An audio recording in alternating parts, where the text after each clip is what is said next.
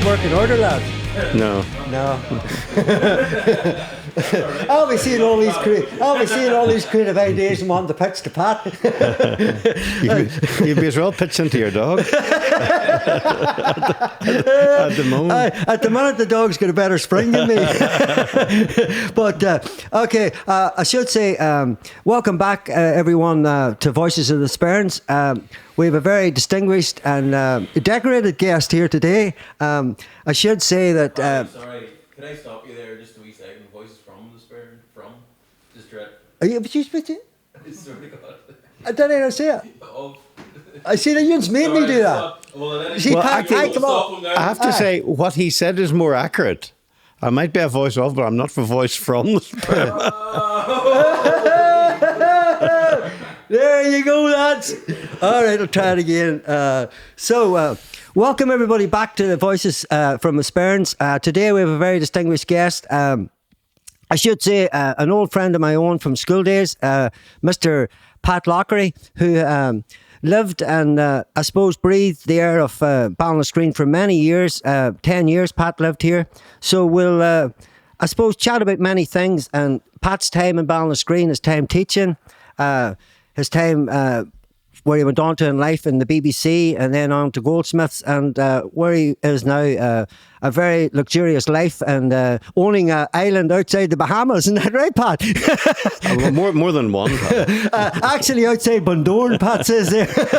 But you're most welcome, Pat, and thank you very much for coming on to chat to me. It's good to be back in Ballinascreen. And it's brilliant to have you here because you've been a great guide for me over the years, and we can bring that up later on in the conversation. So, I should say to people out there, most people know Pat as Mr. Pat Loughrey or Patrick Loughrey, but see your full name, Pat, is Stephen Victor Patrick Loughrey. My parents only had one child, so they gave me a rake of names. Well, it's funny because my uncle Barney from Six Towns, he put up a picture there recently, Pat, of his old house. There's a project in Six Towns being run by Kenny Bradley, and it's all about the houses and the stories within them and the people within them, and I suppose the culture of that time and how hard it was and how they lived. So Barney put up an old house where my father lived in it, and he just called it the Red Brick House. It was very small.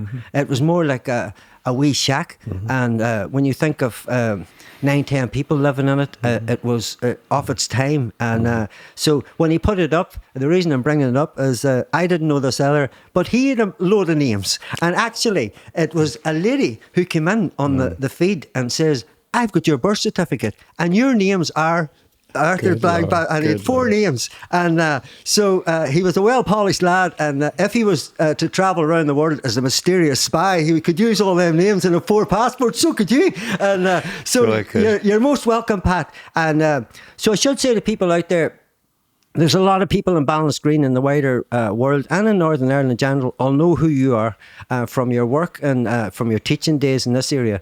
So I wanted to let people know a wee bit about your background, Pat, if that's okay. You were born in 1955 and grew up in the mighty County Donegal. You lived in a townland of Ray, pronounced as Rye, is that right? Very good. And as a fluent Irish speaker, I feel so well. I got that right. And on the shores of Lough Swilly, and many a song has been read about it. Pat, do you want to tell me a wee bit about that time growing up in Donegal before we get to here? As a young person, a much greater man than me, He said he grew up in the 19th century. He grew like a century earlier. Well, I grew up maybe in the one before that. Yeah. It was a thatched house and 2 rooms. And you were talking about the houses in the old days. An old man said to me one time, in my time it was 8 wains and 1 bedroom. Now it's 8 bedrooms and only 1 wain. Well, that's kind of what I was reading, but there was only the one of me too. A very elderly couple, and they adopted me, and I was the luckiest fella in the world to come out of one of those adoption agencies in Castle Pollard down in Westmeath. But such a lucky break because lots of other similar wains didn't get the same good fortune. Now, these people had nothing much material to give, but my God, they had a lot of love. They gave love. A lot of love. And at that time, that's what you maybe needed. That's all you need. And all any young child person in needs. the whole world needs is a bit of affection, a bit of support. And support. And of course, I gave them hell, but they were very tolerant, and I liked it because it helped unlock a whole lot of other stuff, like family names, place names, legends, lore. I liked it, and I still like it, for the folklore, access to who we are. Yeah, and that was important. And I think just looking at, I know down the line I'll talk about the book that you edited and all, and the Historical Society that you were with at the time. There was a book come out, and it was all about place names, and just for people out there we'll give a wee bit of insight into that. Like when people are walking by, I suppose, anywhere nowadays, and it could be any country, anywhere, they'll say, "Where's the address at?" And then you'll look. But sometimes now you'll see in addresses that are returning of old. Like you even see it around the town now. I'm very glad to see it. Where you get the dual language. And it's like anything. People will always say, "Oh, what about my language?" Because if every language was on a sign, it would be like, you'd be walking 10 miles and you'd just see a sign, there'd be nothing else. But that's important to you. And do you think in Donegal that's something that has retained its place? Or is everywhere sort of going a bit soft on the language and making up some cool name for a new estate, apple orchard, and there's no apples anywhere, in the area? Not just as bad, but there are a lot of South Fork type names, and we fought a big campaign here against the post office that was determined on rural road names. So you get one road that went maybe through 5 Mile Street, went through 5 or 6 townlands. Yeah. Nothing wrong with a 5 Mile Street, but what about all the townlands on either side of it? We filter ones. That would be dropped. That were dropped and lost altogether. Yeah. I'm very, very glad to say that's you don't need to do that anymore to deliver post. You really don't. No. And you've got a sat-nav. You don't need that. And the sat-nav is actually very good at preserving those names. So that was a big victory, because if you lost those place names, a whole load of the heritage of the place would be lost with it. Yeah. Even, Ballinascreen. Yeah. If we didn't know about Ballinascreen, you wouldn't know about a shrine. You wouldn't know about the legend of bells descending from heavens. And where else? Pat, I still tell that story to people and they think I'm in some weird gear, but I'm not. It's a true story, isn't it? Would you like to just tell that story about the bell falling down from 6 towns? Because I remember you teaching it to me in school. I did, and I lived out on this, and more like it. There was, St. Patrick was supposed to have founded 9 churches around South Derry. Yeah. Na ní Jampel na Noch Mile. 8 churches, 9 churches 8 miles apart, and that included Kilcronahan and 2 or 3 around Mahara, and then Ballinascreen. And they then, after Patrick's time, came Colm, but they had kind of lost where the foundation, where Patrick is supposed to have been, in Ballinascreen. So Colm got all the local people together and asked them to pray for guidance from the Almighty. And as they prayed, they heard this divine, honestly, in one of the records it says, a divine clangor. This bell ringing from on high. And eventually the bell landed on the ground, but such was the force of it, it bounced from the cloak of a McGuigan to who was this? To another man, between the two families. And the bell was held for maybe 1,000 years between them, and it's now in a museum in Scotland. Amazing. But that bell is then decided the site that they would, where it fell, decided where the old church at, it's a long time since Moneyconey, Moneyconey, where that church still stands. It still stands. And that's an amazing story. And I mean, only over here with the myths and legends you would have that as a story like that could hold. It was always a bit of fun. I mean, we didn't teach it as gospel, but it captured the spirit of something and the power of the place names. And I suppose the power of faith, people together. Oh, big and at them times, I suppose, like not now, faith can be a bit fragmented now in society, if that's all right to say. But then it had a solid hold, a strong hold, and we'll talk about some of the priests. Faith was stronger, is stronger always in deprivation and poverty Yeah. and hard times, Yeah. it finds it harder to sustain itself in good times. Yeah. And I'm afraid there's evidence of that. Things go downhill in plenty. And I think it's time, like even from all the church leaders out there now, the big ones, I think it's time to regroup and regain what they were and what actually it's about. Back to basics. Back to basics. Just being kind, open a door and say hello, and the basic stuff in life. But we'll move on, Pat. You were talking there. You went to school. Was that you went? I know you went to the Loretta College in Milford, County Donegal. Back in the day, what did that look like compared to now? Was it? It scared the wits out of me. Was it a hard-hitting place, Pat? You get slapped and all that? No, it was all nuns. So they hit you with their tongue, not with their fist. They were sharp talkers, but they no. Did they scare the almighty at in you? primary school, I got plenty of abuse, but the primary school was 32 kids, and then there was about 300 or 400 at the secondary school, and I was scared stiff. I remember I came home on the first day and told them there was terrible thunder in Milford, and they laughed at me and said, "No, there was no thunder. What I was hearing was the classes on the floor above moving about. I'd never been in a two-storey building. I didn't know the sound would come through. It's the wild thunder in Milford. That boy's away in the head. It was all new to me, and I don't think I spoke.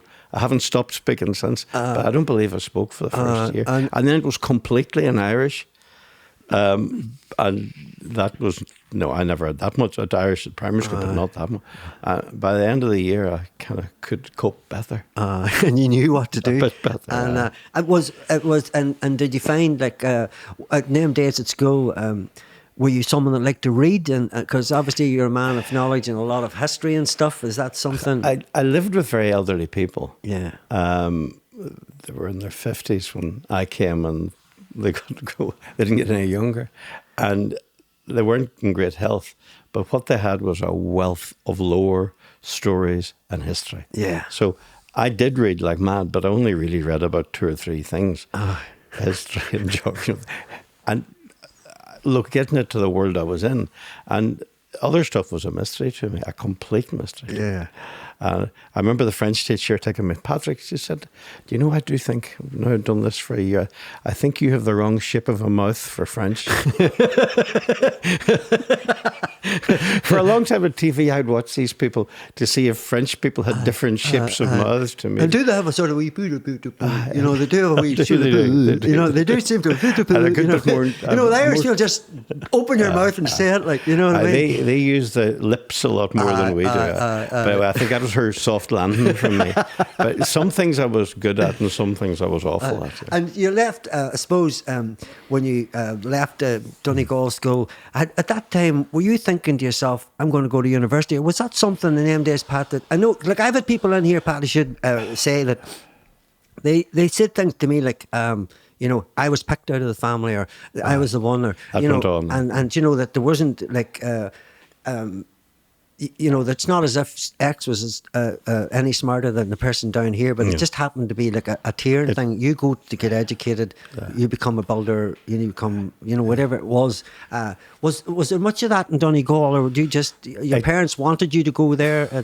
They did. My mother especially had a fierce love of learning, and I suppose maybe having adopted me, she wanted to do everything she could for the best for me, to do her duty. She'd taken on this responsibility, and she never said that, but this is me reading it back.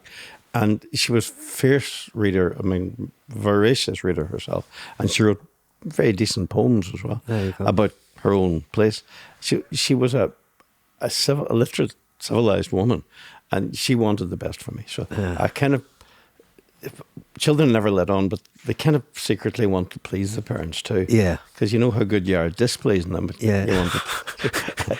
I knew if I went to college and that, it would please them. Yeah. And I did look at going other places. And then Coleraine was just starting, and the fees were significantly cheaper than Galway or Dublin. Yeah. So I kind of liked the idea of going to the north. North was, a lot going on, not all of it good, maybe not any of it good. Was that sort of like a big moment for you to come, you know? Oh, yeah. Oh, God. Yeah, yeah. It's like going abroad, you know. Yeah.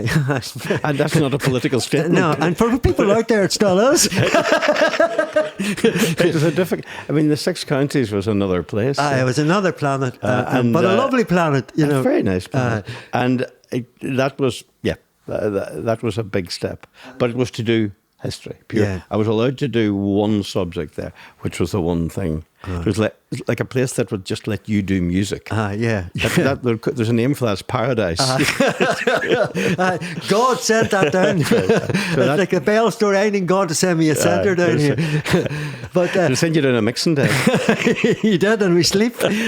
So, and I should say, like then, I suppose at university, obviously you had friends from Donegal who probably are lifelong friends to this day. And so you moved to university. Was that a new beginning of new friendships and people from different... Nobody at all from my family had been to university. Yeah. It was. It was. And at the beginning, you think you're the biggest idiot in the place. You're uniquely stupid. And then I used to say this to the students in Goldsmiths many years later.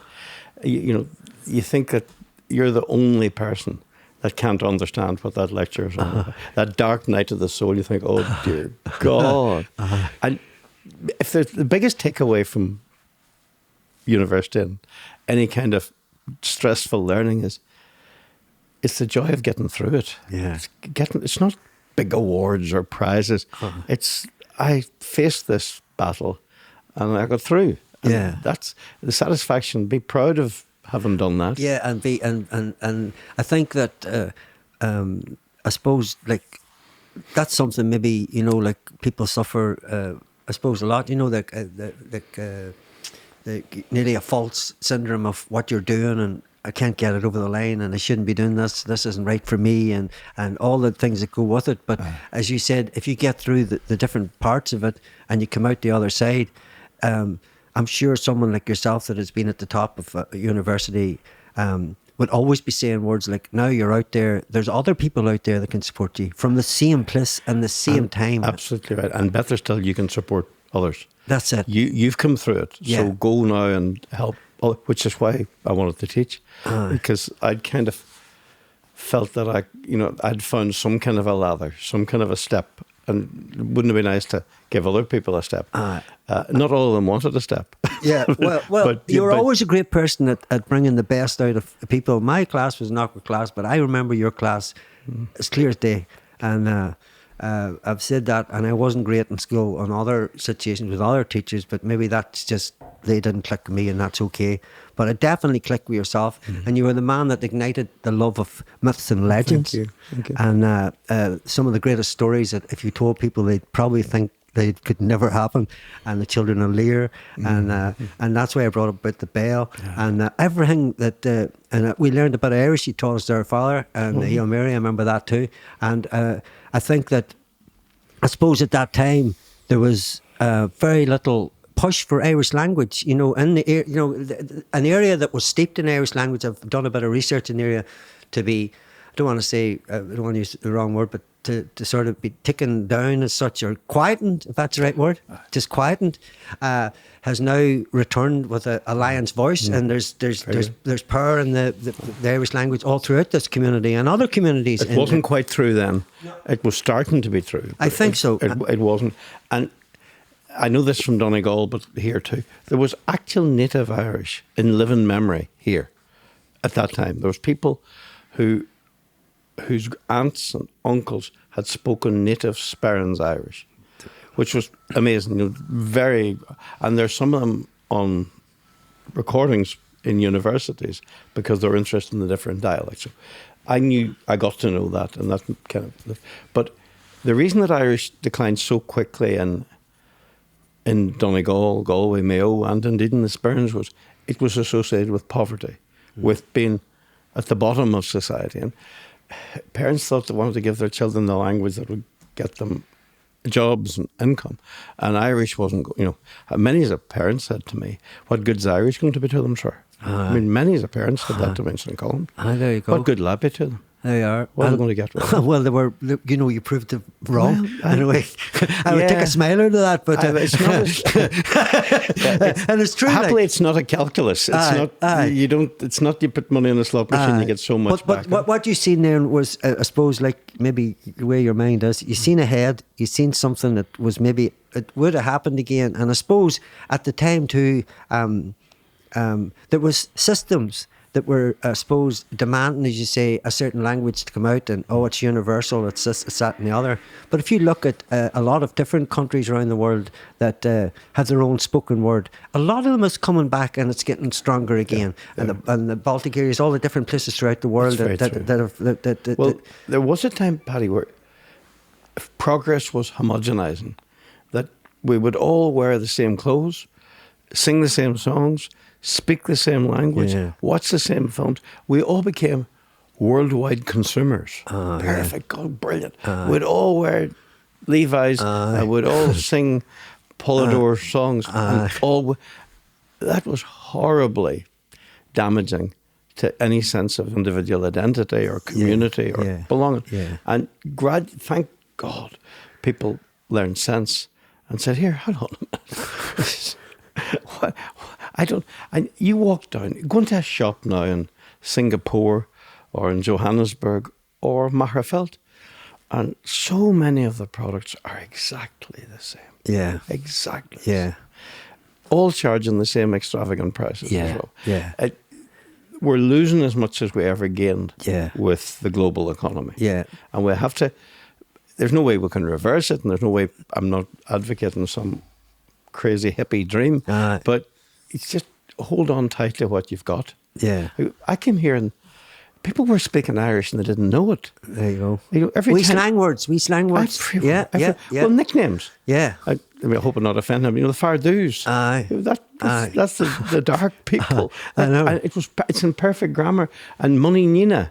Munyan na Nienach na Nina of the fair in genitive case. I used to bore the winds doing language. The genitive case, na Nina, look at Sperrins. And that is an extraordinary thing that the very grammatically accurate across a whole island, even though there was no radio, TV, newspapers to share it. And that was something, I suppose. And that's great fun. Yeah, and that's going back to the times of Killian and houses and stories and people calling, and that's all gone now too. Pat, and memory. And memories, People, unbelievable memories. Yeah. Where I do we fragments of stories, but sometimes those stories might have lasted an hour. There you go. And a half. Very elaborate. Yeah. And all those children listening to that would have at one level been fed up listening to it. At another level, they were absorbing it, hearing it. Yeah. And they got to know about plot and character and subplots. Yeah. Always surreptitious. They didn't know, but they knew about it. Yeah, and I suppose it's like a perfect documentary. They all have to have the ingredients of film or a drama or whatever it is. And I think it's something that I suppose everybody talks now about everything's so up to date and this happened at this date. But as you say, if you sort of look and script back from the hedges and look inside the hedge, you'll find that that it has been there before, and it has been said before, it has been looked at before, and it's been done before. And I think that the heart of the hedge is more interesting. It is. I find what's inside it, and I suppose for people out there, and I suppose in general, people listening, because. Like people listening to the voices in the Sperrins, what you're saying there about Mononina and the different parts, that's what they're loving. They're loving the heritage of the stories, Pat. They're loving that. Like I believe, the voices of the Sperrins become important in years to come, and whenever people are looking back and they're actually hearing stories from the 1950s, I hope so, Pat. And in the 1960s, and that because we've found it. I think that.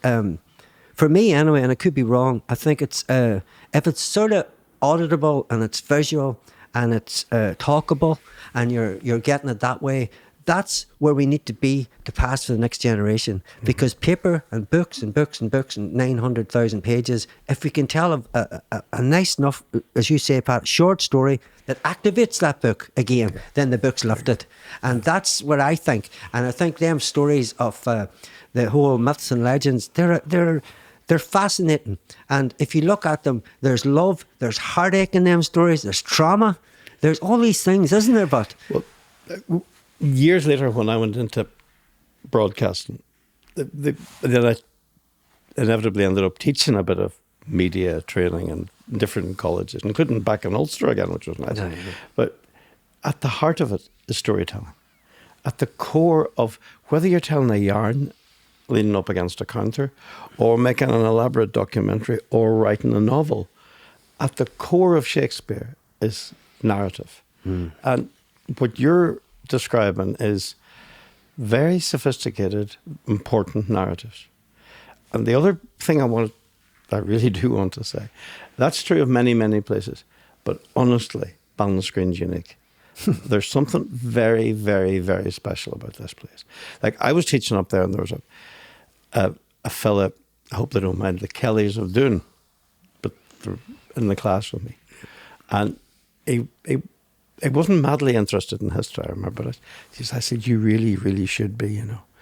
Because just about a week before it, I was looking at the annals of Ulster, and there was reference to the Kellys of Doon Gilla fighting a Viking raid on the banks of the Muella River. And there's a circular fort at Doon still, which gave Doon its townland name. And the Kellys, 1,200 years later, are still living at Doon. Amazing. I don't think there's many places in the Western world where you have continuity of human settlement, continuity of family settlement over 1,000 years. That's amazing. That is, I was utterly. I mean, it was really, really. For people out there, we would call them people hardy bucks, wouldn't they, Pat? How many different sieges did they fight, those hardy bucks? That's a say. How many different intrusions and pushbacks? Yeah. How many different spring offensives did they How many bottles of potion did they drink to fight? And I remember, I think he walked with a slightly straighter back. Every time you look at a bottle of Guinness, you look at a harp. Yeah. The original harp, the harp that's in the Guinness Museum, was made by a man in Ballinascreen, a man in straw called Colm O'Callaghan.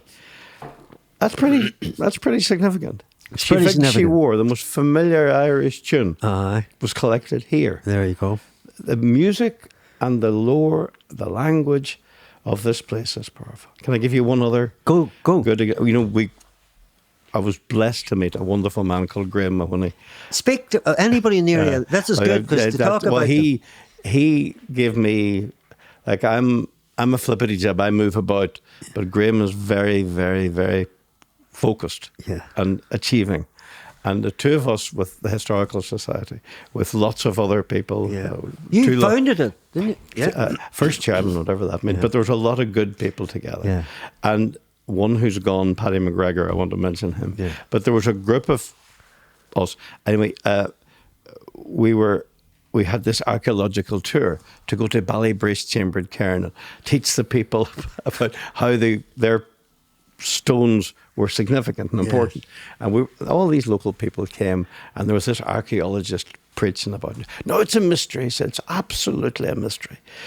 All the stones in this environment and this ecology, they're all rounded by glaciation. But look here in this chambered cairn, these are straight edge stones, and it remains a mystery where they carried these straight edge stones from. And there was a lovely, lovely man, a very, very learned man called Johnny Brawley. He was there with a cap on him. Oh, he said, there's no mystery in that. I said, why, Johnny? There's no mystery at all in that. We used to do that. He said, I meant my grandfather talking about it. If you want to split a stone, get a straight edge, light a big bonfire, put the stone into the heart of the bonfire, no matter how big it is, light it until it's nearly red, and then get coil water, he said, and pour it in a straight line, crack, and you have a straight edge. 2,000 years later, the folk memory had preserved how Neolithic man, Stone Age man, Brilliant. had achieved straight edges in a place with round stones. And the archaeologist said, fair play to you, because I had no idea. And so what's your thinking? That really pleased me. Aye, that's brilliant. And that's still there. We should say to people to this day that same... Go and visit. Yeah, go and visit Ballybreast. And be proud of Johnny Brawley. And Johnny Brawley, we'll give you a call out there. And there's Brawley still in the area and a name. And so, Sean, his son, is there you go. And see the likes of... when you're just talking about them, the stones and the stone circles, like the Beaghmore stone circles, and there's all these different. People say they're burial ground. People say they're to look at the sun and the moon and solstice. They are whatever you would like them to be. I think that's the case, and I actually haven't got it here, but I should. I was one of our Arts Council officers, Pat. One time was. She sent me these pictures, and so she says, I'm going to send you some pictures, and the pictures are of Native American chiefs. So these two chiefs were up at Beaghmore doing their humming and incense, and they were. But so when that was happening, you had the Maoris away over the different places in the world where there'd be significant places, Glastonbury, ley lines. Yeah, ley lines, the pyramids. So apparently, for people out there that are into all this, ley lines are when people are into this hidden energy that actually keeps the earth kind of moving in harmony. That's their thinking, I think. And there's power beneath the surface of the earth. Yes. That we need to occasionally tap into. I think that's right. That is it. And what they were saying at that time, Pat, was that that there was cracks and that the earth was hurting somewhat, and that we needed to do some kind of universal healing. So there was shamans, there was Indian chiefs, there was different healers all around the world. So Ballinascreen got two Indian chiefs, and it's true story. And I'll send you the pictures, Pat, after, all right? Because I know I tell a yarn and people going, what is that man on about? And I am going to show people in your podcast, Pat, some of the pictures, of that. I'm living proof that Ballinascreen attracted all kinds of agents. And I'm here too. Over all the years. And, but, so the whole thing about it was about healing the earth. But what I wanted to say there, and why I brought that up, Pat, was that I wanted to show people and tell people the power of these actual places. That you're walking down the road and you're seeing them, you're going, oh, it's just a pile of stone sitting. But think about it. Think just how did they land there, and who had the brains to put them there? And you'll hear many different stories of Vikings coming in through Coleraine and all these people coming up. And I read somewhere where you read yourself, Pat, about it was all about, I suppose, the whole interlinking of people, the identity of people here. It's very easy to go, I'm, but I edited a book one time called The People of Ireland. Yes, you certainly and did. The People of Ireland basically said that all tribes came here from somewhere else. There's very little evidence of any one tribe that was, quotes, native, pure. But the Celts came before the time of Christ. Maybe not in the numbers we think. Yeah. A hell of a lot of our genetics may come from the Tuatha Danann or the people prior to that, or from mysterious sources we don't know. Yeah. But what the Celts certainly brought was a language and a culture. Yeah. But that book really chronicled wave after wave after wave of settlement. And out of that, there came an Irish stew, that is us. Yeah.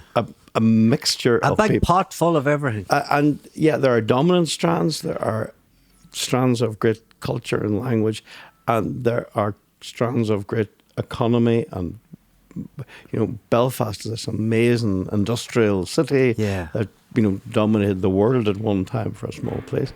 So there are different strands, but it kind of weaves into one coat. One cooked eye. And that's, it's because I think then that there asks the question, it's very hard to just limit yourself to I am whenever you've got so much culture. I think Graham and I used to say, we might have different religions, but we have the same faith. Yeah.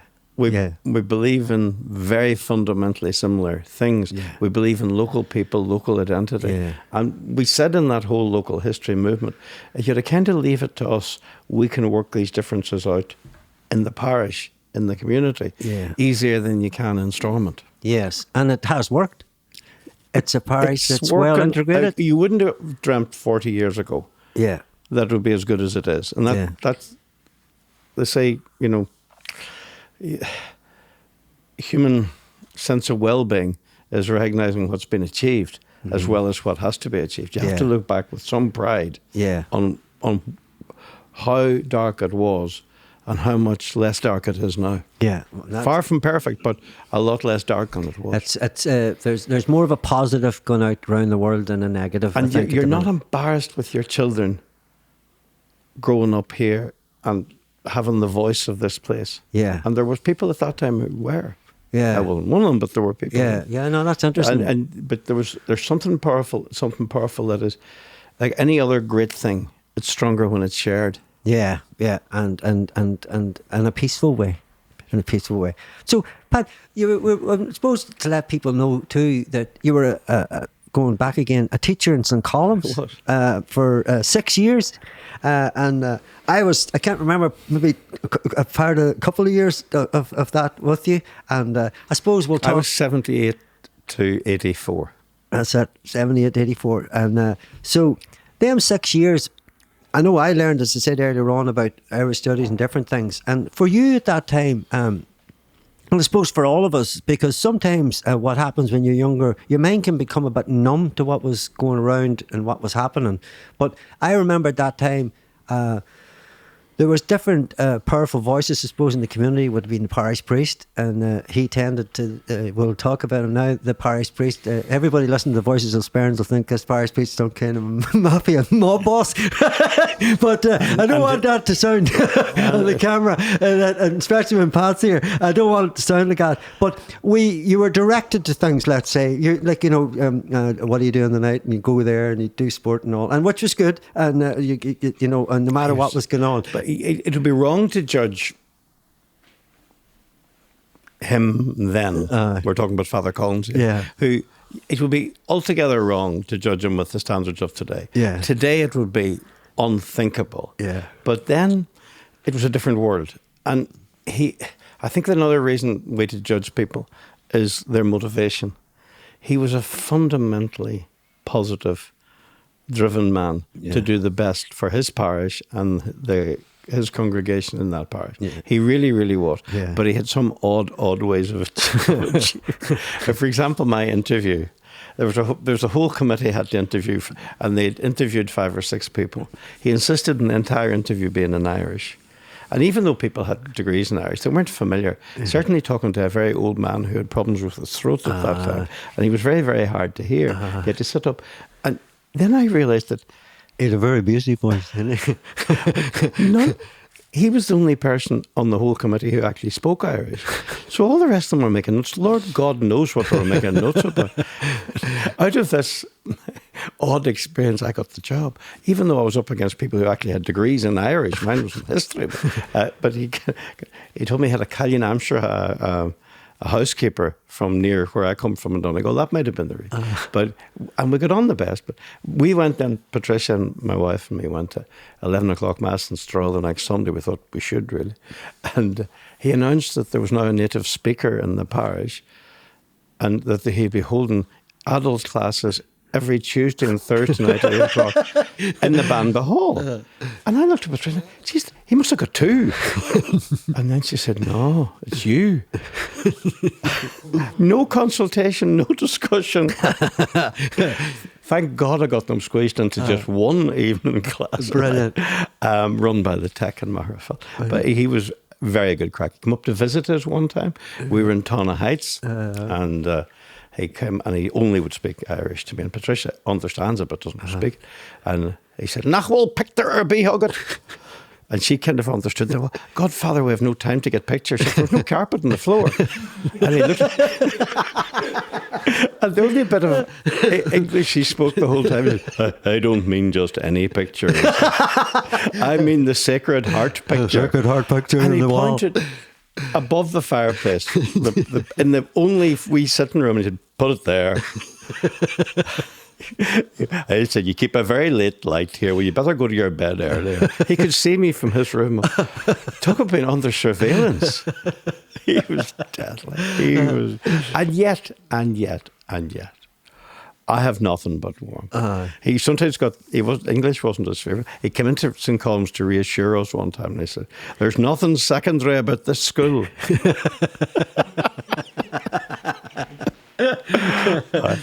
We all respected him. Yeah. Even though even then he was from another age. Yeah. The big black coat and the style. The big thick. A big collar. It was like a Maynooth magazine from the 1920s. You know? And it's long, I don't want to call it the skirt. That's it. Soutane. But then I suppose in his era, going back, that's the era where, Pat, if you were on one side of the street and you had to stop and show kind of, like my mother said, you had to go down your knees. Like, I don't know if that happened in Donegal with a priest where you kind with a bishop, my mother would have prostrated herself. I don't know what that's about. Like, you know, I had a sore knee there, Fire Colms. You can't go down. It's by the standards of today, it was mad and bad. But by the standards then, different.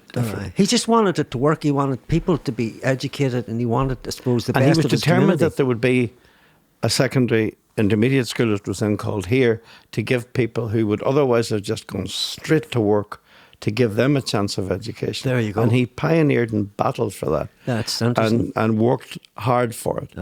And he didn't let the convent or the Rainey or anybody else dominate. Yeah. And he kind of rearranged the buses going to the convent so that St. Colm's would have priority. All kinds of things. He fought brave battles, but he was a man of his time. And I suppose of his time, he had done plenty of good, even though it was a bit, I suppose, did you say, Pat, risky for its time now? I think that as long as again, it's back to people look back on their parents and they're very critical of them and all. But the key yardstick was the motivation good. Yeah. And I profoundly felt the motivation was good. Yeah. And I mean, I railed at much of it. But the motivation was very, very good. It really, really was. That's good. And it was, if Waynes had been told that they weren't good enough to go to the grammar school, you know, they'd failed 11 plus and there was a grammar school. Yeah. And then you had this other school. And what was the job I had to do? Teach them grammar. The one thing they'd been told that they couldn't do. Yeah. So you had a fair wee bit of rehabilitation to do. But God, when they did, Paddy, when you got a taste and got reassured that your head was at least as good as everybody else's head, and that you could learn as well as the appetite and the energy and the enthusiasm and that wee bit of a spirit of, we'll bloomin' show them. Yeah, yeah. Which I've blatantly. You showed that spirit with like a Trojan horse. Oh, that's a great thing, and because I was one of those Waynes. I mean, had there been a system like that in Donegal, I'd have been in that school. I get you. And enjoyed it probably just as good, I'd imagine. I think it's easier to be a cliche, but bigger fish in a wee pool, you know. And small but massive. I've heard that before somewhere. No, I think that's totally true. Yeah. And I was so unbelievably proud when 3 or 4 of the Waynes, all girls, who did Irish in St. Colm's in my time, went on to do degrees in it. Brilliant. That proved, do you remember any of them people, Pat? I do them, sure. But it's not fair to name I'll name them because they'll probably be happy. Helena McGlowan, Agnes Armour, Siobhan McGovern. These were their original names. They all have different names. You could all have married names now, ladies, so we'll Google you up to find out your real names. And there was more than that I don't immediately call to mind. But and they were shockingly bright, kind, pompous young people. Yeah. And it was a real pleasure. Everybody said to me when I stopped teaching, "Oh God, you'll miss the crack, you'll miss the short days, you'll miss the holidays." No. I miss the energy of the Waynes. Yeah. The absolute energy. Yeah. Not all of it was good. No. But it was energy. But I'm sure, like anything, not everybody suited every class. And if you're lucky in your whole school career, you find 1 or 2 teachers you click with. Yeah. It's like 1 or 2 girls that you... You can only marry one of them, but... and you're very lucky if you find 1 or 2 teachers. And if you get... I was involved with a thing about teaching awards years later. Yeah. But almost everybody has one teacher that made a difference to Yeah. them. Well, you heard me speak there about yourself, and that's a You're genuine. very kind, No, Colm. that's true. And I say there's other ones out there that feel the exact same out there. And but it's like, as you said, there's. I said it earlier on. There's certain teachers who get on, and that's just. I don't know if it's a life skill or what, but it's just we're here now, so it proves it was totally A all long right. time after. A long time after. It's an absolute pleasure to come back. But that was the hunger strike. Yeah. And feelings were very, very high. Yeah. And things were bad. Bad stuff was going on. The town being closed the off. town was Pat. closed off. Well, so I laboured for 5 years with these ones. I was the only Irish teacher. And then I came to GCE. They couldn't get to the school to do the exam. Yeah. They weren't. So, with the blessing of the great Tom Maguire, a great principal, he turned a blind eye. I hope he doesn't get in trouble all these years later. But he is out. Hello, Tom. Well, I'd meet him in the shop, Pat. Don't worry, I'll about diffuse as good it. a principal as I've ever encountered, and I've been in many schools since. He was There a you great go. boss. But he let me to go, and I got the exam papers in their sealed envelopes and brought them up to our wee house in Tonna, because it was on the right side of the checkpoint Charlie, if you like, in the middle of the town. That's right. The boys at the barricade let me through, of course. Especially if I embarrassed them by speaking in Irish to them. They wanted to speak it, Pat, didn't they? But and then we got the Waynes gathered up. The God bless him, Charlie Stewart driving the school minibus. That's right. So we got no school buses. Yeah. So we got the Waynes, and they all did their GCE Irish, sitting on wee tables in our house in Donegal. That's amazing. That's absolutely true. That's amazing. That wee group of 10 of them, and our children were small, and the blessed Teresa Layden was looking after them, trying to keep them quiet in a lower room. Pretend there was some kind of an exam environment in our wee funny bungalow. It was a fabulous, crazy thing. That's so those were not easy times. No, and I'm just like that story. It's just amazing, and I suppose for people listening of today's generation, they would think that absolutely extraordinary to have to move and shape like that there, you know, and back in there. But and saying that there, what I should say, and I grew up at that time, as you know, and was young.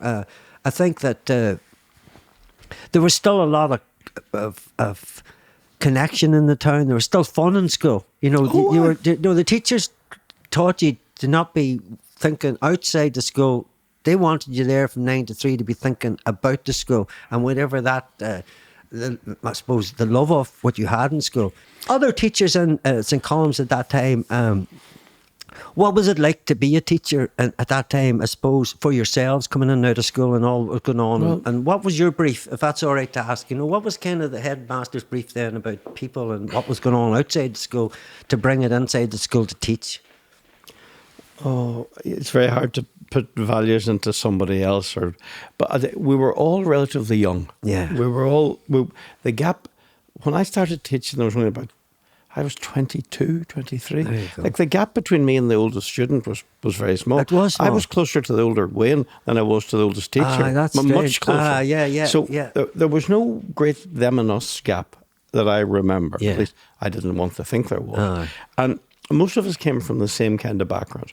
We weren't kind of privileged bourgeoisie coming back to show our the wisdom of it. We were of the same people, the same values, same cloth, cloth. Yeah, and that felt good. Yeah, and there was this thing about the 11 plus that we'd all been kind of tarred by that brush, and we were going to bloody show that these children were every bit as good as any other child anywhere else. And we'd give them as good an opportunity.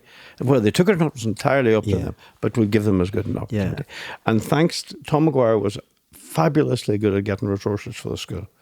I remember going to visit other schools and many schools afterwards doing prize givings and stuff. And I seldom saw a school with as much good gear as St. Colm's. There you go. And then there was this minibus that you'll remember going on trips to see Ballinascreen, Beaghmore. That's right. You wouldn't be allowed. My wife, who stayed teaching constantly, you'd never be given you wouldn't have given the kind of headway you were. I was let do all kinds of mad, even in those difficult, troubled times. There was great, and parents had great trust. in us. And I think it showed in the town that there was trust and there was I suppose, if you could say, a form of normality, if that's all right to say, within, because school was normality, and that's In Upton, yeah. And I remember another older teacher saying to me one time, "You can shout at a child if you like, shout away at them, but you have no idea what went on in that house this morning. You have no idea what that child went through last night. yeah, So just be careful about shouting too much at that child. yeah.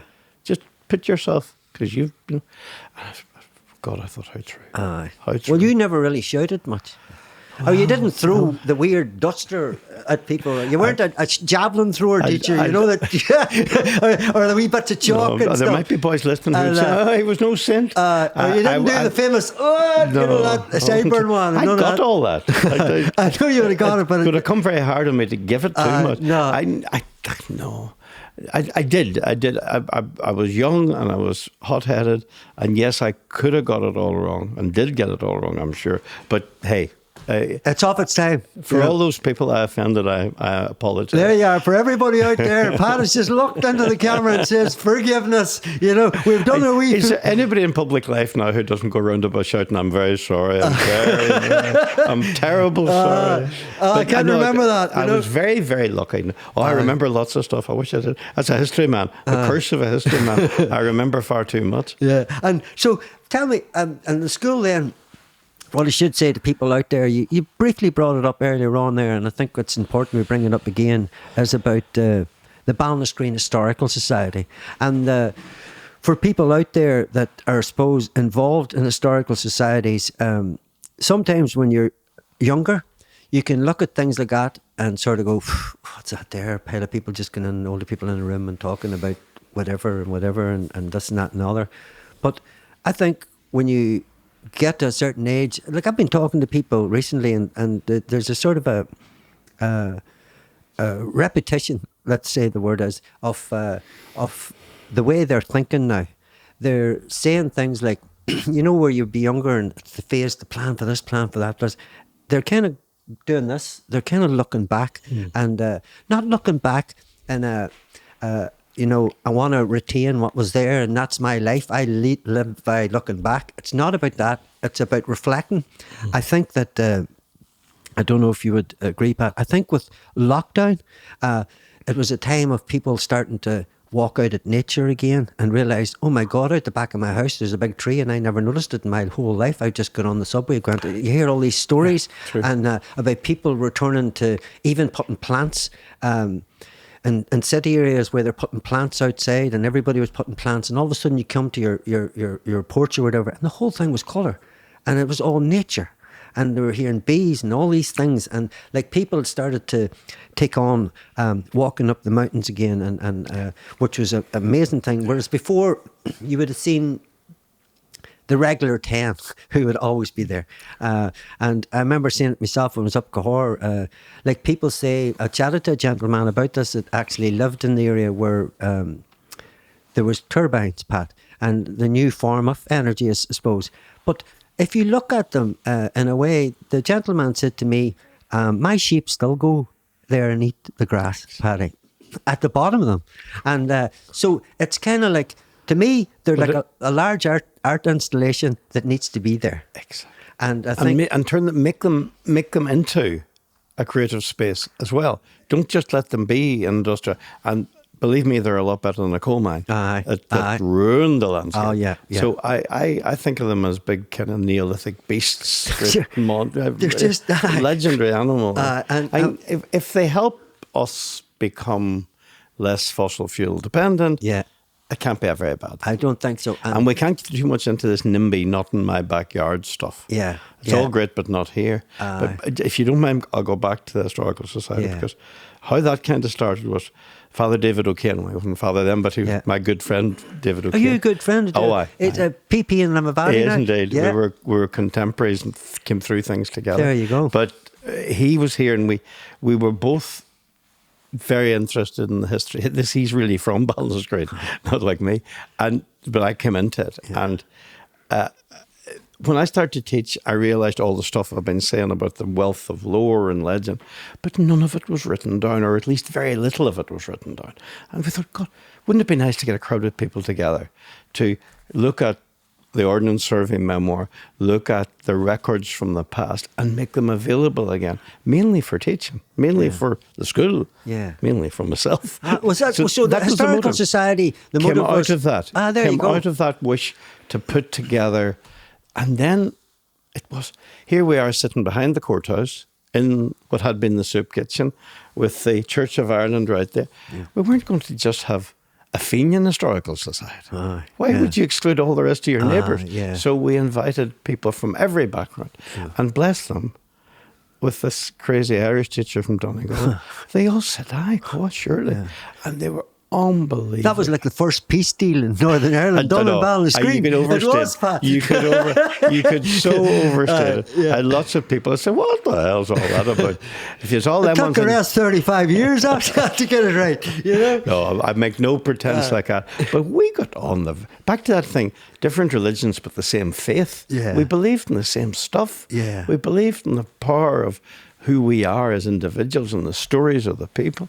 And it got Mrs. O'Keeffe, Patsy, McShane, Jennifer Johnson, John Joyce and Kevin Murphy. I mean, they were wonderful people. And the amazing, incredible Graham Mahoney, who's kept it going for 40 years. 40 years. Rosh Kane, please get Graham and your voices. We could ask him again here. He has been kind of nudged. Pat, you'll nudge him. I'm hereby publicly nudging him. Graham, you've been publicly nudged by Pat. Not for the first time. And we did a record of local songs, do you remember? Yeah. Songs of Ballinascreen. We did the video. We published a video that Father Colm had commissioned 30 years before, presented by a young cub called John Hume, the parish film. There you go. And the unbelievable... How did that come about that John Hume done that film? Just curious. This is all 40 years back in my memory as well, right, Paddy. But I think Father Colm had a nephew, another very good priest called Father Michael Colm's Long Tower in Derry, and I think he might have been a contemporary of Hume's. There you go. And Hume was a bit of a star. After he dropped out of Maynooth and that, everybody knew he was a very clever fellow. And they were and that young Father Collins made the film, I believe. Yes. And for his uncle, or Father Colm. And then he got his friend, the very eloquent John Hume, to present it. When you were, sorry to interrupt, you were saying there, John Hume was in Maynooth. Was he going on for a priest? He was. There, I didn't know that. I believe so. There you go. Now, time to check Google to see am I right. Googler there, lads. Come on, we've got a BBC executive here. Get that Googler up. Talking heresy. I believe he might have been and studied French. And, well, do you know, that's very interesting because if you take his... political vision of peace and reconciliation, it's nearly is a bit sort of like religious in a way. Northern Ireland was full of failed priests, and maybe they weren't failed at all, but the place schools were so many teachers had that background. There you go. So many and teachers. Funny, Brian Friel, the playwright, lots of people. I didn't know that either. Amazing playwright. They don't walk around always talking about it. And it wasn't, there was no sense of failure. It was something they felt was right and then they realised wasn't quite right for them. And is that something, because I know I've talked to people in the past, Pat, and they've said things about that, you know, in every family. Funny, the man actually spoke to me and we had a bit of crack about it, was Father David's brother Lawrence. Yes. And because I was... my mum was Father David's godmother, and she didn't know it until he actually got ordained because she was only, you know, in them days, you're 11 or 12, you're weighing yourself and going over there and you stand for Pat, and then Pat comes back 40 years later, you're my godmother. I didn't know that. Do you know, but she had a grand day out up in St. Colum's. But Lawrence was saying about, you know, about a big family, and that there's the customary teacher and the customary joiner or whatever, the customary priest, and that in them days there was nearly there always had to be someone that in the family that nearly went towards it, and Father David stuck at it, and that must have been a love he had. But it's very interesting now that that sort of linear line has stopped because there's not as many people going forward, I think, for priests now. And I think it's something that needs to be re-looked at or re-energised or refocused maybe. I'm not sure what it is. Talk about things that have changed in the 40 years. There's... Unbelievable. I mean, just a boss of mine years ago in England said the single biggest change in the social life of these islands is the decline of the power of the Catholic Church in Ireland. Yeah. He felt. And do you think that's a good thing or a bad thing? That's or a heavy question. Some of it's good, Aye. and some of it means that there is no structure, there's no ethical structure in which people grow up. There's no order. But does that mean that everybody in the old order lived by the ethical structure or did what they should have done within the ethical structure? Certainly not. There's no evidence for that. But if you don't have some... It's not easy climbing the mountain of life with no guide ropes. Yeah. No. So it's a mixed thing. Yeah. But the way it was, that kind of controlling, domineering... Fear, guilt. Yeah. Those were not great things. No. And no, I have no nostalgia for that. Yeah. And but I would like there to be some renaissance of it that would say who we are, but give us what we got from that. Yeah, and I think in a world we live in now, to come out, and I don't know much about it, is to come out positively with an embracing approach, and that everyone is equal within their structure of what they believe, who they believe in, and what they believe their future should be. And I think it's a good thing. I hope so. And I hope with migrations from all over the world, and think a more mixed background, maybe that'll happen. But somebody said to Mahatma Gandhi once, "What do you think of Western Christianity?" I said, "It's marvellous." He says, "It's truly marvellous. They should try it sometime." But you live in an area, you were a man came from, if it's sorry to say, rural Donegal, and you moved to, I suppose, you went to university and then moved to rural Draperstown, and then you moved to, I call it the metropolis of intercultural mingling and like a mixing pot of the greatest soup ever. Is this Marrafelt or London? I forgot about Marrafelt, and so I forgot you moved to Marrafelt too. I should have said the capital city of South Derry, and one time. But now we're mid-Ulster. It's good. London's a very, very pluralist place. Yeah, and a very young place. Yeah, and I suppose it leads on to, I suppose, when we went from St. Colm's, moving on from St. Colm's, I should say to people then, you joined the BBC, and I was trying to practice my best voice, and as you can hear, I never speak any other way. Welcome to the BBC 1958. We have Mr. Patrick Loughrey with us. So you moved. Now the story I heard, this you could correct me if I'm wrong here, and it's just a story I heard, and I thought it was fascinating. That at that time of the BBC radio, there was no Irish speaking language, no programs of that type, or no sort of, is that right to say that? Or is that something that's wrong? No, it's totally true. I'd heard I heard this one, that a certain gentleman seen an ad and told you about the ad and you went for it. That is true. That's true. And you're probably thinking, how does that mob boss Paddy know that's the original story? No, that is true. It's just something I heard. And that is true, but there's a detail that you just talk. That's overlooked in that narrative. Yeah. I didn't get that job. No way. No. Oh my God. that was the year before. I applied for their very first Irish language producer making programs for schools. And probably quite rightly, I didn't get it.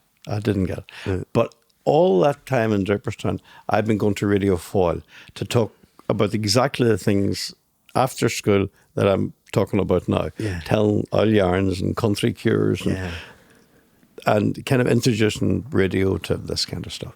And so I was had a foot or at least a couple of toes in the door. And then, so I applied for that job and I didn't get it. A very great man who lived in Magherafelt, subsequently Kieran Hegarty from Derry, got that job and was far better than me and was perfectly happy. But following year, another job came up making history programs for schools, and I applied for it. I got it. So that's the full. That was 84. Yeah. There you go. And just you said something there. And I was in the school when the message came through that after 6 weeks of vetting me, checking this wild Donegal, it was a wild length of time between the interview and but Henry Devlin was beside me. I remember that as well. And there was a kind of a tech area in beside the physics room. That's Do you right. In remember the that? middle, Sister Joe's room was one side. Yeah, Exactly. And Henry O'Neill, God rest him, Yeah. God rest both of them, Aye. on the other side. Yes, that's and right. Henry had this technical areas, prep area. Yeah. And he was with me. And I remember thinking, here we go. And I was scared stiff, Paddy. I was Aye. scared. It's all about how if you're positive and respond positively, you get more headway than you think. You get more headroom than you think. Yeah. The things had changed. I could tell you lots of funny and boring stories. Yeah. But it No, would take go too ahead. much time. No, talk away. Say Right, it. there was an old fella brought me in on my first week, and he said, "Tell me what your name is." It's Pat Loughrey. I see. No, but 5-6 years ago, they looked around the corridors of the BBC, and they discovered there was no one in the corridors. There was Catholic above the rank of cleaner, and the dispatch. He was teasing. It wasn't true at all, but. Head of personnel was dispatched to Ormeau Avenue, and they stopped people going up and down the street and asked them what was their name. And if the answer was Brendan or Seamus or Bridget or Fanula, they were asked, "Would you like a job in the BBC?" And then he said to me, "And what was your name again?" Purely winding me up, purely for fun. Yeah. But it had been monocultural originally. But not entirely. There was a fair monocultural thing in it.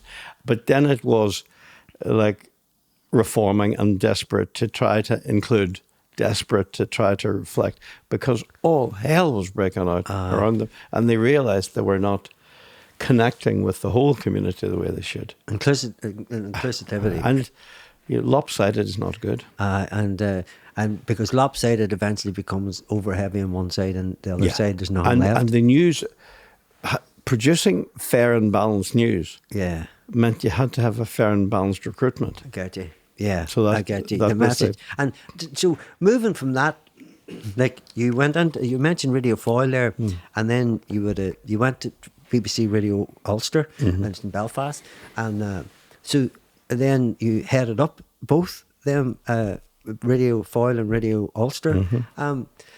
Just for people that, And, head of programmes it was. It was TV, radio. Yeah, and so like for people out there, listening to us and watching us, they might never knew that you were a man that was in the BBC that time, because you maybe wouldn't know. I lived here. Yeah, I know that. And I didn't go around talking about it all the time. No. Might not have been good for my health. Do you think you'd been kidnapped? Two big strong farmers, a big bale to here, Pot, we want a wee story to go out tomorrow morning. There were plenty of threats. That's my. And so I suppose just mentioning that there at that time, you were one of the leading people that what people see now as the news that we look at now, and I think it's the 6:30 news, isn't that right? In BBC One, Northern Ireland. You were the man instigated that Newsline programme, that name and all that was my time. There you go, and that's a brilliant thing. And as I say, you had a lot of workers to look over. I mean, here you are coming 600 at that time. At that time, and we go up to 6,500 when we jump over the water in a minute with your canoe. When they kicked you out, go over there now to London. Like hell. So at that time, I suppose, for people and what was going on, the radio would have been important, and the messages, would have been going out, would have been important. And it was life or death. If you got the tone or the detail of some story wrong, it had gruesome consequences. Honest to God, Paddy, everybody will say, he would say that, wouldn't he? I saw little or no lopsidedness in my time. Yeah. Because the stakes were too high, the situation was too severe. And too raw. Yeah. And you just left whatever baggage you had. We always said you leave that on your coat in the hall. And then you do the job you're paid to do. Honestly. Remarkably. And there were people there whose family were in trouble, family in jail, family destroyed by bombs and shootings. And they had to just keep doing the job that they believed in. And it was very moving to watch it, and remains that way. But then there was high risk doing what they did. And many, many people had emotional trauma because of it. Many people's lives were altered entirely. Forever. But I was very, very proud to be, genuinely proud, Yeah. not arrogant to be in the BBC, not that rubbish, Yeah. but proud to be part of something that was doing their best to be fair. Yeah. Not always achieving it, but Yeah. doing their best. Yeah, and I suppose in situations like that, for someone looking on the inside, or outside looking in, they seen chaos. So you had people on the inside that had to make that look as real, but at the same time, emotionally controlled and all them things. And I suppose it would been very hard for some of the workers at that time to come in and out and maybe say to you, Pat, I've just been such and such, and it's been terrible, or it's been this or that and the other. No names, but I remember a young man went to cover a bombing one day, and awful. I mean, people were blown apart. And he came back in, he was okay. He filed the story, it was okay. And I looked down, his 2 shoes were covered in blood. And I don't think he ever came back to work again. That's how bad the effect was. Yeah. He depersonalised, dehumanised maybe, to do this happens to doctors too, to do the job. Yeah. But then, oh my God, come back. And so, it was. And back to the thing we talked about at the very start. What is that key job? Try to tell a true story. Yeah. Yeah. Make it truthful. Yeah. Don't make it horrific. Don't wallow in the early days. I would say there were images shown that shouldn't have been shown. Yeah. Body parts being carried away. To try to make it truthful, but not gruesome. Yeah. Because you could be looking somebody's at father, daughter, father. aunt, cousin, Absolutely brother, sister. right. Who are you to intrude in their privacy? Yeah. And I'm going to tell you, the toughest phone calls were from family. Yeah. To say, Yeah. why did you do that? And then sending crews to cover funerals. The crew can't crawl up around the altar. They can't, and they have to be dressed appropriately. Yeah. Not in their usual. Yeah. All delicate The things. small things that had to be. And, detail. And interviewing people, tone of voice. Just that was the stuff that kept me. Yeah. And then dealing with endless politics. And they must have been queer cracking boys and girls. Eh? They didn't always suffer from self-doubt. Self-opinion was very important to them. They were. And in behind it was insecurity, of course. But what they presented was ferocious. Yeah.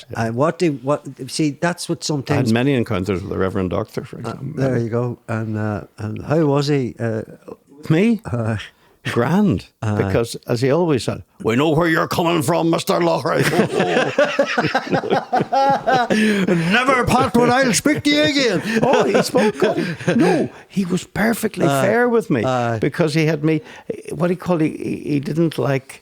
He didn't like the watery ones. He didn't like the in-betweeners. Yeah. He kind of had categorised me. But no, we got on the best.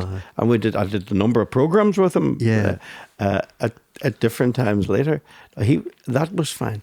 Others were very offended by almost everything we did. And were convinced that the BBC was some kind of a propaganda machine. Yeah. Usually, exactly the same degree of conviction were propaganda machine for both sides at the same time. Yeah, which was quite good going. It's like I suppose it's like having a set of scales, and if you weighed the two weights the same, they both were. If you were the bit in the middle, they were both weighing in against you with their own opinion, and that's how it worked. And the two weights could leap up and hit you. That's it. And but you're here to tell the tale, and which is a very positive thing. And I suppose for anybody out there that I suppose is listening, it's very easy, Pat, to be judgmental when you see something. But I always say you need to look beyond the story and how hard it was for them people to actually present that story. And it's not easy. And I mean, anybody that says it was, then it's not right. Back to what we said about Mother Church.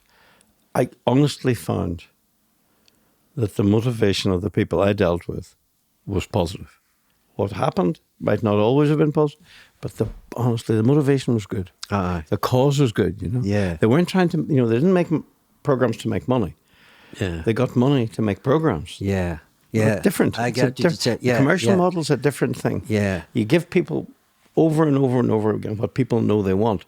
Public service broadcasting is give them what they don't know they want and try to lead them into it. Yeah. Which was back to St. Colm's, same principle. Well, and also you were a person that, like I've read over the years about you that you like the underdog and the person that's coming up and that has a bit of jip, and maybe not that they want to take on the systems, but as you've often says, and you when we move over to England, you were part of your role there was diversifying the people that maybe were in around working on you, and that's a very important thing to say, because what we were just chatting there, we'll just shoot over into England, Pat, for you and your big role, but what I want people to know out there, the world we live in now. Everybody's on about, you have to be careful what you say, you have to be careful what you do, you have to be careful about how you sort of personify yourself. But your biggest thing was integration of people. And that goes back earlier on to what we talked about what is an Irish person in Ballinascreen, as we said, many things. And so let's jump over into the BBC that you took over in England. You became head of regions and nations, and the 12 apostle parts of England, is that right? I don't know what the right word was. Regions. 12 regions of England. I don't know if they want to be called apostles. So Birmingham, I apologise to you. Manchester, I apologise to you. Southampton, I can't get to 12. But at that time, Pat, like we were just saying there, when that gentleman, even though it was a wee bit of fun, you were saying about Mr. Pat, and you were down and blah, blah, blah. So you moved then to London. So for people out there, you were a small parish guy in Donegal. You came through here. And Stop it. No, but it's important. And you came through Draperstown and the city of South Derry, Macrofelt or Marrowfelt or whatever way. See what I've done there. And you went to England.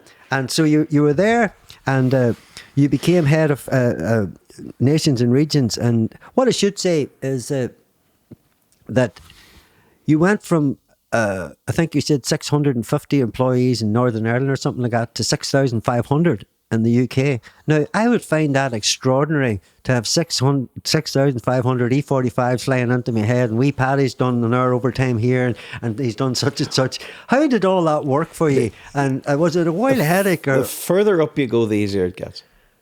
Being head of schools with about 10 people was far harder, because everybody that got a head cold was your problem to fill shifts and quotas.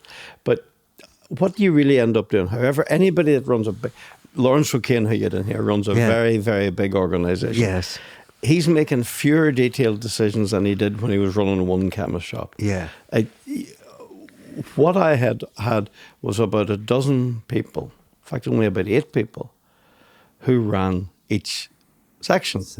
So all I had to do was manage them, find the right one, support them, and withdraw support if things weren't going well, sack them or back them. And that was the job. You had a finance person, a human resources person. It was conducting that small orchestra. Yeah. If you try to conduct 6,000 people, you meet them all. You get to, you go around as best you can. Yeah. You visit the places. You get to know ordinary human beings but you don't manage. Yeah. Yeah. That's different. Yeah. So the guy who tries to do that, or girl, goes mad. And I think it would be a lot of pressure. And so being in England and, coming from the likes of Northern Ireland, and I suppose, if it's okay to say, the reporting that would be coming out of the news over here would be completely different than the reporting coming out of England. If you look at England now, and something that maybe over here didn't suffer from gangs and all that different stuff, and the intercity stuff that happens, and what kind of stories that the BBC want to say. And I mean, I suppose for you, was it kind of, sometimes people go to places like that, and I don't really suffer it, and I don't think you'd ever, but you see these people there on TV all the time, and go, there's such and such, and there's such and such, I remember meeting Terry Wogan once in Radio Foyle. He was... Children in Need program? No. It was doing a programme about him, where he was born. The BBC were doing it. Okay. Where he was born at, how he... I remember. A TV strong. And so there was a girl there with an umbrella and making sure he didn't get wet and all this crack and all. But he came in, and he came straight to me. And I was in to talk to Jerry Anderson, God rest Jerry, a great man as he is. Actually, that day I went into Jerry, I brought on an Indian soda and a treacle soda. And that was our wee joke of the day, how Jerry had never seen a treacle one. So I remember Terry Wogan come up, and he was very nice. What are you doing here? And all this. And so all that sort of sitting with my aunt when the Eurovision Song Contest was going on, her, there's that, and when you actually meet to people, they're dead on. And so I suppose when I have you here sitting in front of me, was there any sort of divas or prima donnas at that time when you were working in the BBC that sort of had that sort of, I am nearly more important than, Of course. Of course. How does how do you deal with that? It's a entertainment industry. Yeah. And the egos and the heads are enormous. Enormous. They are united by one thing, deep jealousy about each other. There you are. So they benefit for one is always thought to be at the expense of the other. So there was an awful lot of petulance. And having said all that, the very, very talented people are extremely relaxed and nice. Yeah. The people who are most difficult are the insecure people who know they're not as talented as they're supposed to be. There you go. That's And they're the ones that give you a hard time. Wogan had no doubt that he was brilliant. So I worked a good bit with him, and he had no insecurity. Yeah. So he could be perfectly easy. The ones who want to impress you by being very grand and demanding the most expensive champagne in their green room and all that rubbish, they are not usually. Not up, sometimes. Sometimes. They needed a bottle of Buckfast that the monks made, and they would have the best show ever, had a bottle of that stuff in the back. But no, having said that, some of the very best. Elizabeth Taylor had very specific demands, I gather, and she wasn't a bad actress. There you go.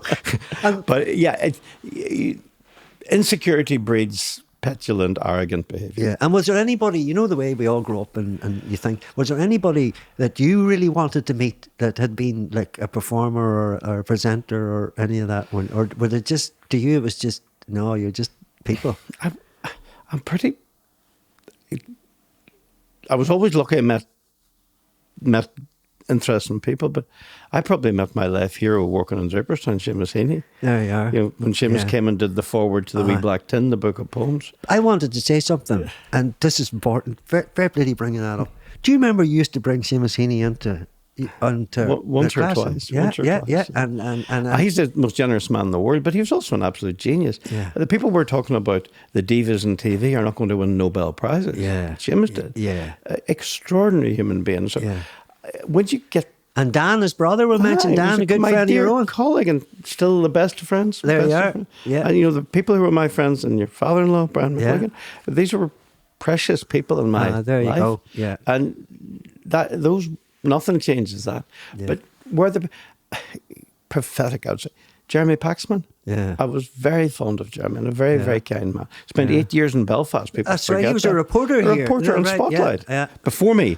But I got to know him well. But one of the most decent men. There you go. And I'm very sad that his health is in trouble. But he's a great man. And I remember thinking, God, it's good to be near you. Because he was very... Hugh Edwards that reads the news, another Welsh speaker from North Wales. Because I've seen you online at the Welsh BAFTAs presenting I did that. He presented that. There you go. Yeah, you're tracking up me. I know. I would have been a good policeman. No, I don't want to be a policeman here. I don't want to say wrong thing. And you could change the hair requirements for the police. I'm undercover Paddy. Here's my card if you need me. When you were at the BBC, we don't have to talk about what scandals, but how, just for people out there in a big organisation like that, how do you react to that there if something does come in and you're sitting there going, oh my God, Paddy has just said this, he's just done this. It's exactly like somebody attacking your family. You think, oh dear God, it's that kind of feeling. Because you know how many good people there are trying to do their best. Loads. And somebody just puts their foot in mouth and everything wrong, and just that then becomes a big crisis. And the newspapers are so hostile to the BBC because they're regarded as a competitor. So rest assured, a mistake on Sky will be on page 19, a mistake on the BBC will be on page 1. Yeah. Locally as well as nationally. So of the newspaper named after Dr. Martin Boots, if you take the analogy. That one. Exactly. So there's a lot of there's a lot of grievance and jealousy. Yeah. So, and the BBC is an elephant that often walks in the wrong place. The the Good Friday Agreement, the celebration of that. It was. The And grand, a lot of the grand and good came I over. was lucky Pat. to be in the ringside seat for that too. There you are. Because that happened in my time in Belfast. Yeah. And yeah, And what was that like to be there at that time for someone like incredibly yourself? unbelievable. Yeah. You could hardly. I was up at Stormont that morning. Then, Yeah. and I had no reason to be there. I was basically a tourist, Yeah. but a tourist who could get in. Aye. So I got into it, Aye. and it was You were part of the establishment. that wee card from the Ulster final at Clonus to Stormont. That wee BBC card can get you. Very few people ask many questions. But I probably still have it. I can still use it. The picture might look a bit strange, but it was unbelievable. You could hardly believe. Yeah. And I remember when Blair came to the BBC and did 2 days of interviews based in my office, but the entire staff hung out of office windows applauding him. Yeah. Just I remember what they said. For God's sake, stop it. You're impartial. Stop it. Get back in. But they were just saying, thank you for giving it the time. And whatever I think about him, and I think lots of things about him, he, Campbell, Clinton, Bertie Ahern, Jerry Adams, Trimble, gave it the time. Yeah. Gave it hope. And John Hume always wanted that. And John Hume, without Hume, nothing. Yeah. Hume, unbelievably generous. Yeah. Because he knew in his heart that history tells you the bridge building party suffers. Yeah. To those that wanted, that always wanted it, they'll suffer, but other ones... The party that... There's a huge sacrifice in the party that makes the compromise. Yeah. And then the others come in and they're dynamic and young and modern. Yeah. And they, just like other parties before him, I won't go into history, but Hume was clever and what he knew. Yeah. But hey, the future of a party wasn't as important. I know the party's not gone, the party's strong again. Yeah. But at that time, it felt like a big sacrifice. Yeah, and I suppose, like, for anybody out there that could be younger and maybe they know what we are now, and which is brilliant. It's like I said earlier on, but this place, young kids just think this place is here forever, and you know that's a good enough way to be. It's far from perfect, but it's a lot less imperfect than it was. Well, we're not having to take 10 kids into a teacher's house to get exams done, so it's come a long way, Pat, and it's come a long way. And I should say out there, congratulations on getting that job in the BBC, and that was 25 years service at the BBC you had, and it's a good long, and it's a bit like more than that, part-time. There you go. And now I'm back doing an odd wee bit of... Pat's back doing the double on the BBC. It's for you people out there. He's not on DLA or any of that crack. But from that time, and you're back sort of now. But that's, I suppose, a lot of people say out there in life. I mean, I was sitting with the Hearn brothers one time, and Michael. We were sort of walking out there, and Michael sort of said to me that, Paddy, I only left last year. So last year that he said he'd left the board, he was 80 years of age. So it shows you that, you know, the commitment to something, and, you know, and I suppose the belief in it. And I suppose, I'm not sure if you're aware now, but their offices are huge down the road now. They've built big extensions. I drove past that massive site in Derry that they're building. And I went to I used to be involved with the University of Coleraine recently. There you and are. I was very proud to see built by Hearn. There you still feel vicarious pride. You would remember them when you know. Remember them? Michael, John, very well. Do you know what I mean? And so it's an amazing story. One of their sites I was living on. There you go.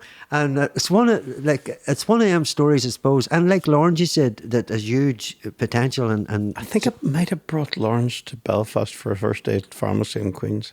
There you go. I give him a lift, I think. Lawrence, you owe Pat petrol money. So, Lawrence, if you're listening, I know you're semi-retired now. And oh, God, don't tell me Lawrence again's semi-retired. He's semi-retired. Oh, no. And Pat's semi-retired, but he's doing the double. So, Lawrence, you want to come back and do the double? You do it together, you know. I still see O'Kane over the chemist. He's still there. And so, Pat, for people out there, you left the BBC after all them years, and had learned a lot of stuff, met a lot of people, and created a lot of new roles in the BBC. And then you moved to Goldsmith. I did. And so, do you want to tell us a wee bit about that? How did that come about? Like, a headhunter. You were the warden, weren't you? I with the vice chancellor, the warden. I've been San Quentin Goldsmith, same title. There you go. Did they kidnap you? And you bagging in? You woke up all these robes on you. I never ever thought about it. But dear God, at any time that I there you go there. I look very at ease, very at ease. I mean, Princess Anne approached me at an event one time and she said, "Who are you?" And I said, "Why are your robes rather grander than mine?" There you go, Pat. So it was a headhunter rang me out of the blue. I hadn't even left the BBC, but I had. It was out there. It was out there that I was going. And he said, "Would you be interested in applying?" And I said, I said, "Sure, what harm? I'm not going to get it. I'll do." So I did. Oh, geez, they gave it to me. Brilliant. 9 years. Brilliant. But it was back to education. It was back to doing what you love. love. It felt like a nice circle. It felt like and I never regretted the second. And it's one of the, I was saying there's, I know that there was a girl in here, Shauna Tohol, who went one time to Goldsmiths to do a short course. It was like a media recording, a bit of everything. And so the course was 3 months and she never came back. So she's still in London. No, there's a glue to it. Yeah. It's a fabulous, it's like your space here. Yeah, appreciate that. It's full of possibilities. And all you need to bring into it is your imagination. Yeah, that's because brilliant. Other stuff's there. And full of people, again, like this team here, who care deeply about what they do. Yeah. And it was a privilege to work with them. And it was much smaller, a couple of thousand now, and 10,000 students.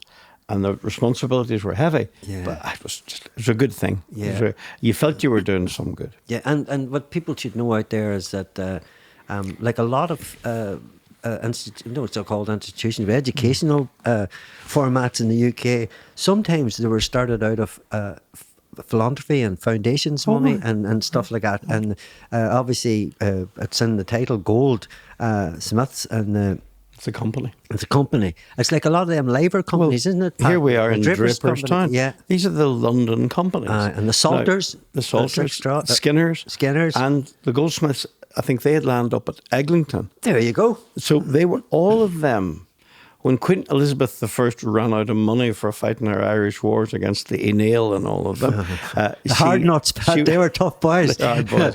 So she was stuck for money. They had no money in the government at all. And she asked the London companies for money.